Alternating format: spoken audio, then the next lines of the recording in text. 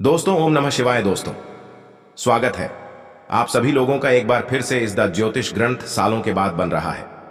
दिव्य और दुर्लभ महाशुभ संयोग 20 मार्च आमल की एकादशी या आमला एकादशी। इस दिन यानी 20 मार्च को आमला एकादशी के दिन चुपचाप गाय को खिला दें। यह एक छोटी सी चीज, रोडपति भी होंगे, करोड़पति मिलेंगी। सभी संकटों और कष्टों से मुक्ति, मृत्यु, दंड, पितृदोष तुरंत होगा खत्म। भगवान विष्णु जी और माता लक्ष्मी के आशीर्वाद से आपके घर में पूरे साल भरे रहेंगे अन्न धन के भंडार। यूं कहे आपकी 7 पुश्तें तक करेंगी रुपयों पैसों पर राज। जी हां दोस्तों, 7 पीढ़ियों तक बैंक बैलेंस बढ़ता चला जाएगा। सभी दुख, दर्द, संकट, कष्ट हैं वह सभी दूर हो जाएंगे और सभी सुख आपके पास आ जाएंगे। सभी सुख आपके कदम चूमेंगे यदि आप 20 मार्च यानी कि आंवल की एकादशी, जिसे हम आंवला एकादशी कहते हैं, इस दिन गाय को यह एक छोटी सी चीज खिला देते हैं। आपके जीवन की सभी प्रकार के जो दुख, दर्द, संकट, कष्ट हैं वे दूर हो जाएंगे। हमेशा के लिए गरीबी समाप्त हो जाएगी आपके जीवन से। आपके जीवन में आपको अपार धन, सुख, संपत्ति की प्राप्ति होगी। इतने दुर्लभ संयोग में इस बार 20 मार्च को आमल की एकादशी पड़ रही है, जिसमें भगवान विष्णु जी, माता लक्ष्मी आपकी सभी मनोकामनाएं पूर्ण करेंगी। 100% लाभ मिलेगा जो भी उपाय आप इस दिन करेंगे। तो दोस्तों, यदि आप चाहते हैं कि आपके जीवन में धन, सुख, संपत्ति का वास हो, भगवान विष्णु जी, माता लक्ष्मी की सदैव कृपा बरसे, 7 पीढ़ियों तक लाभ मिले, तो आज की वीडियो समय निकालकर पूरा देखना बहुत ही महत्वपूर्ण वीडियो है। जो दोस्तों, वीडियो को आगे शुरू करें, सबसे पहले तो आप लोगों से रिक्वेस्ट करते हैं, भगवान विष्णु जी और माता लक्ष्मी के सच्चे वक्त वीडियो को लाइक करें। सबसे पहले सच्चे दिल से कमेंट बॉक्स में जय श्री विष्णु, जय मां लक्ष्मी अवश्य लिखें। जैसे भगवान विष्णु जी, माता लक्ष्मी सभी मनोकामना आपकी पूर्ण करें और भगवान विष्णु जी, माता लक्ष्मी का आशीर्वाद आपके और आपके परिवार के ऊपर सदैव बना रहे। और ज्यादा से ज्यादा इस वीडियो को अपने दोस्तों में शेयर जरूर करना, जिससे और लोग भी इस वीडियो के माध्यम से दी गई जानकारी से लाभ प्राप्त कर सके। दोस्तों, आपको बता दें, आमल की एकादशी का व्रत व्यक्ति को बैकुंठ धाम में स्थान दिलाता है। मान्यता है कि इससे प्रताप से आरोग्य, सफलता और समृद्धि मिलती है। आपको बता दें, सनातन धर्म में एकादशी व्रत सबसे खास माना गया है। साल भर में 24 और माह में 2 बार एकादशी आती है। फाल्गुन माह के शुक्ल पक्ष की एकादशी आमल की एकादशी, जिसे हम आमला एकादशी के नाम से जानते हैं। आमला की एकादशी बता दें बहुत ही दुर्लभ संयोग में है। इस बार आंवल की एकादशी व्रत के प्रताप से व्यक्ति जन्म मरण के बंधन से मुक्त होकर मोक्ष को प्राप्त होता है। उससे परिवार पर भगवान विष्णु जी, माता लक्ष्मी की विशेष कृपा बरसती है। इस दिन आंवले की पूजा की जाती है।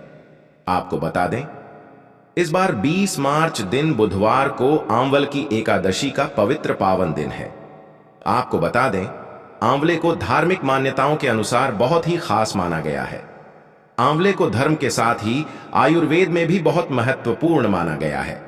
मान्यता है कि आंवले को भगवान विष्णु जी ने उत्पत्ति का विष्णु जी से खास संबंध है।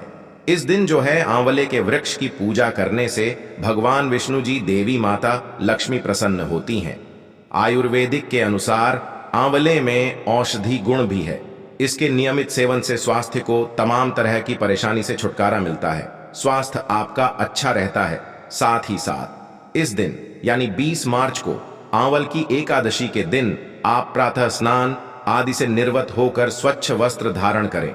उसके बाद एक आंवले के पेड़ के नीचे साफ सफाई करके पूजा का स्थान बनाएं। आंवले के पेड़ को जल, हल्दी, कुमकुम, चंदन, मोली, अक्षत, फूल, पान का पत्ती, सुपारी, आंवला आदि ओम भगवते वासुदेवाय नमः मंत्र का उच्चारण करते हुए अर्पित करें। मिट्टी के दीपक में घी का दीपक जलाएं। आपको मिट्टी का जो दीपक लेना है, उसमें घी डालकर उसे जलाना है। लाल वाले कलावे की बाती लगाएं और फिर आंवला की एकादशी का पाठ करें, आरती करें। इस दिन आंवले का दान करने से मां लक्ष्मी घर में स्थायी रूप से वास करती है और प्रसन्न भी होती है। तो दोस्तों, इस दिन आपको विधि विधान से भगवान विष्णु जी, माता लक्ष्मी का पूजन करना चाहिए। इनके मंत्रों का जाप करना चाहिए, आरती करनी चाहिए और अपनी श्रद्धा सामर्थ्य के अनुसार अन्न, धन, वस्त्र दान जरूर करें।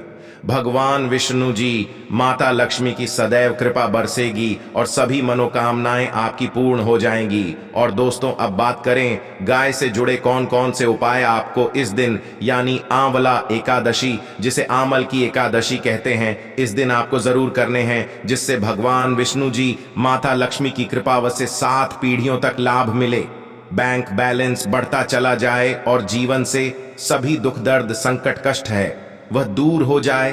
तो चलिए शुरू करते हैं। कौन कौन से गाय से जुड़े हुए चमत्कारिक महत्वपूर्ण उपाय हैं जो आपके जीवन में आपको अपार धन सुख संपत्ति प्रदान करेंगे।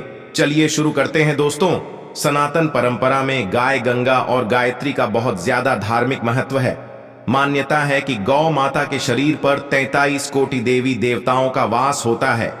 गौ माता की सेवा एवं पूजा करने वाले जातक पर इन सभी देवी देवताओं की कृपा बरसती है। गौ सेवा से न सिर्फ इस जन्म के बल्कि पूर्व जन्म के भी दोष दूर हो जाते हैं।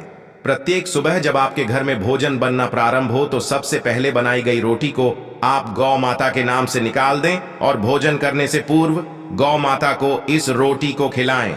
यदि संभव हो तो काली गाय को खिलाएं। यदि काली गाय ना मिले तो सफेद गाय को भी आप खिला सकते हैं। प्रत्येक पूजा और मांगलिक कार्य में गौ माता या उनसे जुड़ी चीजें जैसे गाय का गोबर, गोमूत्र, गाय का दूध अथवा गाय के दूध से बना घी अवश्य शामिल करें। इससे आपको पुण्य फलों की प्राप्ति होगी। सनातन परंपरा के अनुसार जिस घर में गाय होती है उस घर से जुड़े सभी वास्तु दोष स्वतः ही समाप्त हो जाते हैं। किसी भी पूजा में गाय से प्राप्त पंचांग व युक्त पदार्थ का उपयोग अवश्य शामिल करें, क्योंकि पंचांग वय के बिना कोई भी पूजा पाठ और हवन सफल नहीं होता। जहां दोस्तों, गो कृपा पाने के लिए प्रतिदिन, सप्ताह अथवा महीने में परिवार समेत एक बार गौशाला जाने का नियम जरूर बनाएं और वहां गाय को हरा चारा जरूर खिलाएं। इससे आपको शुभ फलों की प्राप्ति होगी और साथ ही साथ गो सेवा और गो पूजा से 9 ग्रह शांत हो जाते हैं और इनसे जुड़े दोषों का निदान हो जाता है। गर्मियों में गौ माता को पानी पिलाएं और सर्दी में गौ माता को गुड़ अवश्य खिलाएं। ध्यान रखें कि गर्मियों में गाय को गुड़ ना खिलाएं।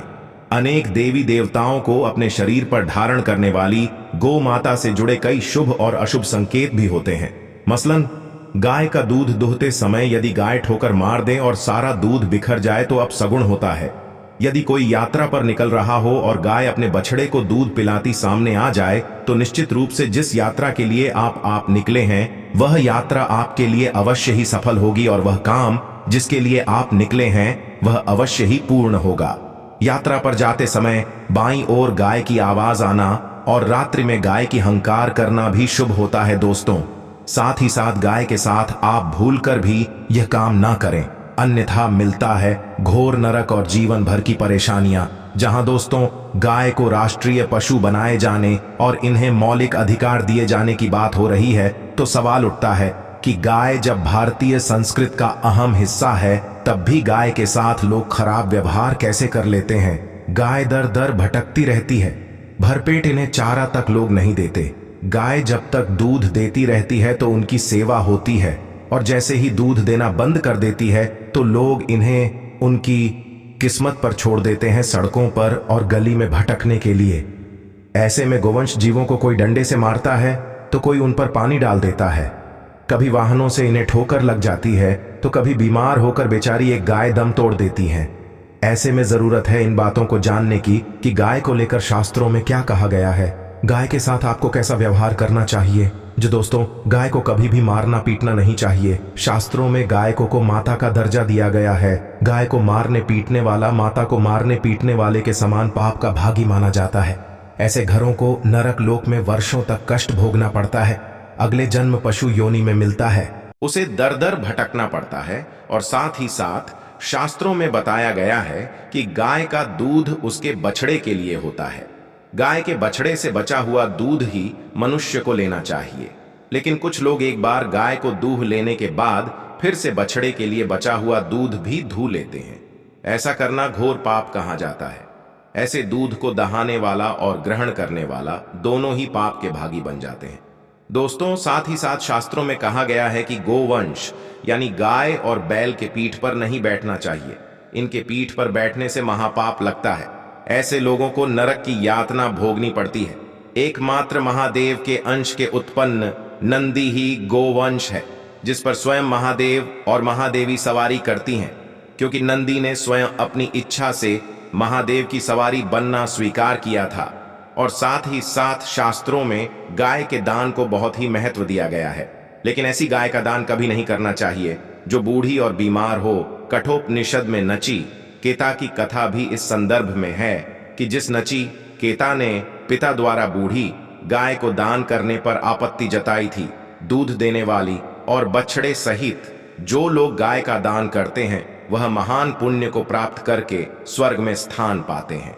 दोस्तों, साथ ही साथ सूर्य चंद्र मंगल या शुक्र की युति राहु से हो तो पितर दोष होता है। यह भी मान्यता है कि सूर्य का संबंध पिता से एवं मंगल का संबंध रक्त से होने के कारण सूर्य यदि शनि राहु या केतु के साथ स्थित हो या दृष्टि संबंधी हो तथा मंगल की युति राहु या केतु से हो तो पितृदोष होता है। इस दोष से जीवन संघर्ष में बन जाता है। यदि पितृ दोष हो तो गाय को प्रतिदिन या किसी भी एकादशी को या किसी पूर्णिमा के दिन या अमावस्या को रोटी गुड़ चारा आदि खिलाने से पितृदोष समाप्त हो जाता है। साथ ही साथ देसी गाय की पीठ पर जो कक्कु कुबल होता है वह बृहस्पति गुरु हैं। अतः जन्म पत्री में यदि बृहस्पति अपनी नीच राशि मकर में हो या अशुभ स्थिति में हो तो देशी गाय के इस बृहस्पति भाग एवं शिवलिंग रूपी कुबड़ के दर्शन करने चाहिए। गुड़ तथा चने की दाल रखकर गाय को रोटी भी दें, इससे आपको शुभ फलों की प्राप्ति होगी। और साथ ही साथ यदि आप रास्ते में जा रहे हो और सामने से गौ माता आती हुई दिखाई दें तो गौ माता को आप अपनी दाहिनी ओर से जाने देना चाहिए। आपकी यात्रा अवश्य ही सफल होगी। और साथ ही साथ यह संकेत भी जान ले, यदि आप यात्रा पर जा रहे हैं और सामने आपके गाय पड़ जाए अथवा अपने बछड़े को दूध पिलाती हुई सामने गाय दिखाई दे जाए तो समझ जाना कि वह यात्रा आपके लिए अवश्य ही सफल होगी। और साथ ही साथ जिस घर में गाय होती है उसमें वास्तु दोष स्वतः ही समाप्त हो जाता है। और साथ ही साथ आपको बता दें कि गाय को आप जो भी रोटी बनाएं प्रतिदिन ताजी रोटी ही बनाएं। गाय को अगर आपने रोटी बनाई है तो कोशिश करें कि उस रोटी को आप तुरंत ही गाय को दे दें। अगर आप उस रोटी को रख देंगे और उस रोटी को अगले दिन देंगे तो वह रोटी बासी मानी जाएगी। गाय को कभी भी बासी रोटी ना दें, इससे घर में नकारात्मक ऊर्जा वास करती है और जो भी कार्य आपके बनने वाले होंगे वह कार्य भी आपके बिल्कुल भी नहीं बनेंगे।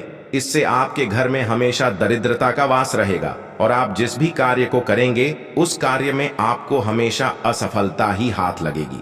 इसलिए कोशिश करें गाय को रोजाना ताजी रोटी बनाकर खिलाएं और रोटी को बिल्कुल ना रखें।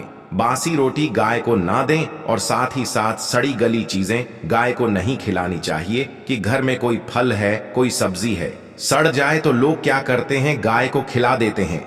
नहीं, ऐसा नहीं करना चाहिए। ऐसा करने से यदि आप गाय को खिलाते हैं तो और आप पाप के भागी बन जाते हैं।